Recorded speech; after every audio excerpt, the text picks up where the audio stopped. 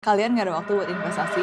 Gue juga. Dan ini yang gue lakuin. By the way, gue Shireen, gue kerja di Singapura sebagai investment analyst. Jadi bahkan gue sendiri yang kerja di dunia investasi, gue tuh gak milih saham satu-satu buat portfolio gue sendiri. Mayoritas investasi gue itu ada di reksadana. Kenapa? Karena investasi gue di kantor itu fokusnya lebih ke obligasi global dan forex, bukan saham Indonesia. Dan gue percaya yang terbaik buat investasi gue itu kalau gue delegasiin ke orang yang emang expert di sektor itu. Jadi kalau gue mau ada exposure ke saham Indonesia, gue akan delegasiin ke fund manager yang tiap hari kerjanya emang mantau saham Indonesia lewat produk reksadana saham. Tapi reksadana saham yang gue beli itu actively managed, bukan yang passively managed. Sini gue jelasin ke lo bedanya apa. Reksadana yang passively managed itu mereka cuma ngikutin indeks apa adanya. Contohnya LQ45. Isi reksadananya itu cuma ngikutin komposisi dari indeks itu tanpa ada fund manager yang aktif ngatur. Jadi nggak akan ada saham yang mereka beli lebih atau mereka kurangin. Sedangkan reksadana saham yang actively managed itu rutin rebalancing isi porto sesuai dengan kondisi market. Di sini tuh biasa ada tim fund manager yang analisa saham satu persatu, mantau kondisi market dan secara aktif mutusin saham mana yang akan masuk dan keluar dari portfolio. Dan pengalaman mereka biasa udah bertahun-tahun. Contoh reksadana yang actively managed itu Hanan Asset. Waktu di titik terendah IHSG April 2025 sampai all time high Januari 2026, IHSG rebound sekitar kayak 53%, tapi reksadana Hanan Asset rebound jauh lebih tinggi. Bahkan ada yang sampai 94%. Itu obviously bukan hoki, itu fund manager yang beneran ngerti cara capture momentum dan pilih saham-saham yang benar di kondisi market tersebut. Dan sekarang kejadian lagi. IHSG udah turun 30%